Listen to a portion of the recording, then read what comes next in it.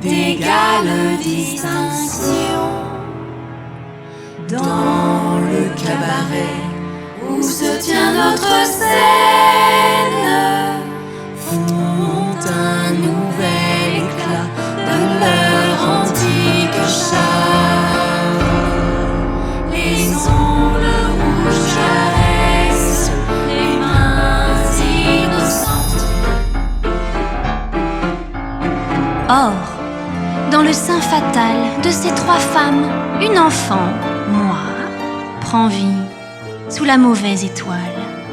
Mon malheureux écroulement très pitoyable provoque en mon esprit une peine incomparable. Les terribles moments de mon chagrin funeste Et l'obstination des querelles familiales, que rien sinon la déchéance d'une innocente enfant n'apaisera. Pendant 1 heure entière, nous le jouerons dans ce manoir. Et si vous nous prêtez une patiente oreille, tout défaut, notre zèle le rachètera.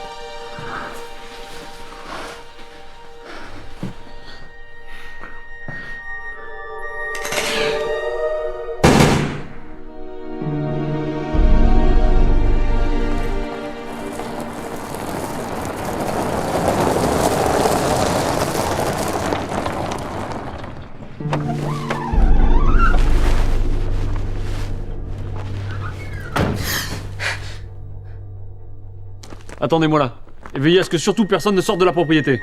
Bien, monsieur l'agent.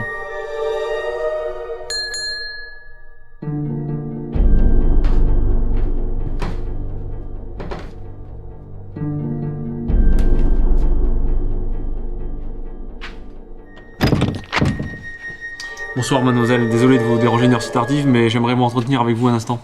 Bien sûr, monsieur l'agent.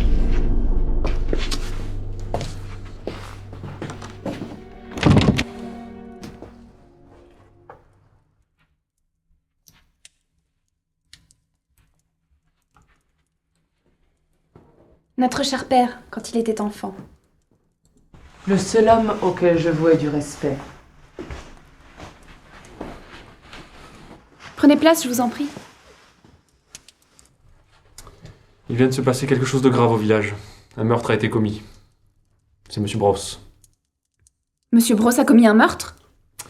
Non, mademoiselle Alma, c'est monsieur Brosse la victime du meurtre.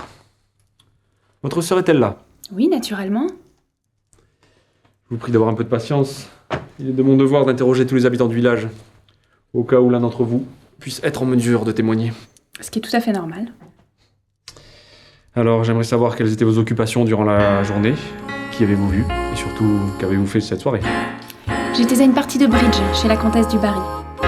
Je suis Miss Frigidaire, j'aime jouer au polo, être l'aîné j'en ai l'air, j'aime jouer aux aristos.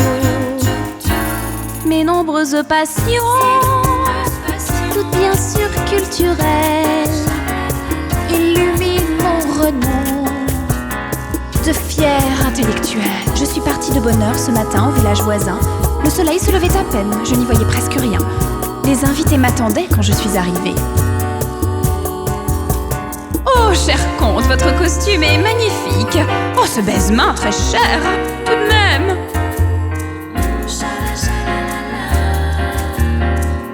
Vous connaissiez bien monsieur Brosse? Il était le fiancé de ma sœur. La première fois que je l'ai vu, dans son regard j'ai vite perçu un brin de stupidité et d'arrogance, si vous saviez. Je n'ai pas l'âme criminelle, regardez-moi, blonde Hitchcockienne. Mais qu'importe l'apparence, oh, elle est tout de même si importante. La réputation de ma lignée m'importe. Et si quelqu'un venait à y toucher, d'un coup de poignard, je m'en accommoderais. Ou bien d'un pistolet. Et je suis rentrée peu de temps avant que vous n'arriviez. Comment se fait-il qu'une telle chose soit C'est arrivée ce que j'essaie d'éclaircir. Ah, Mademoiselle Ruby. Mesdames et messieurs, Ruby. Ruby, quel prénom si joli. Je le porte comme un bijou. Quoi de plus me diriez-vous? Je n'ai pas souvent aimé, car ici on connaît pour mes sourires et mes rondeurs que j'aime offrir sans rancœur.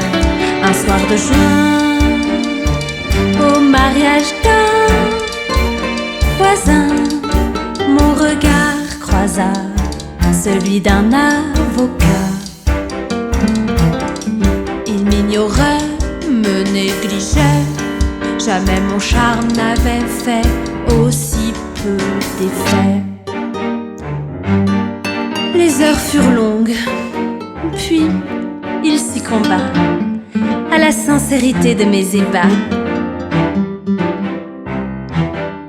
Monsieur Bruce naquit dans l'histoire de ma vie. Et hop, il me demande un mariage. Et je dis oui, j'avais bien l'âge. Et quand l'avez-vous vu pour la dernière fois? La dernière fois... La dernière fois... Ah oui, lorsqu'il m'offrit un bouquet de violettes. Mais non, pauvre imbécile, le soir où il commit cet adultère. Cela faisait 4 semaines que mes soupçons se confirmaient. Nous sommes peut-être vénales, mais bien moins influençables, nous les femmes.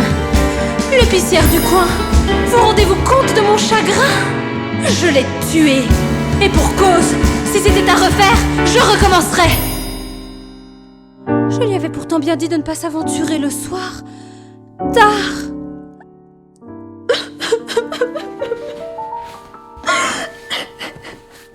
Mademoiselle Ruby, concentrez-vous un peu, s'il vous plaît. Je vous en prie. Pardonnez-moi. Certes, nous entendrons votre témoignage plus tard. Possédez-vous des armes ici? Des pistolets.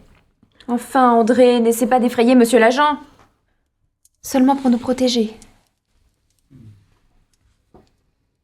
Où est votre dernière sœur? Oh, dans son sommeil, monsieur l'agent. Ce n'est encore qu'une enfant. Et vous, mademoiselle... André. Oui, bien sûr. Où étiez-vous ce soir? À l'église, monsieur l'agent. La nuit était tombée, les pavés bien mouillés, quand je décidai d'aller me confesser. Vous confessez? Oui, monsieur l'agent. Je n'aime pas les hommes. C'est un péché. Je parais être un homme, mais je n'en suis pas. Masculine plus qu'une autre, pourquoi pas? D'où me vient cet esprit, ce penchant-là? Car, orateur, tous menteurs, je hais les hommes pour leur laideur.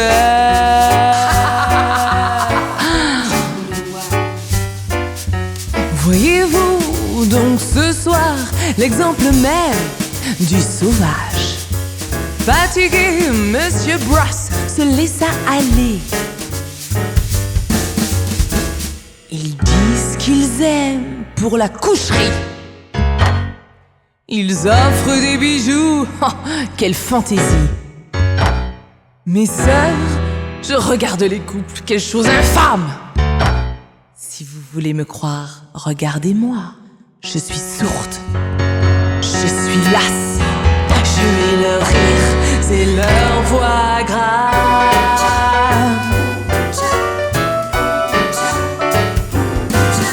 Ici tout le monde m'observe mais ne m'approche pas. Je parais être un vice que les gens ne connaissent pas, celui de préférer la grâce au lard. J'aime les femmes parce que les hommes n'auraient pas dû être là.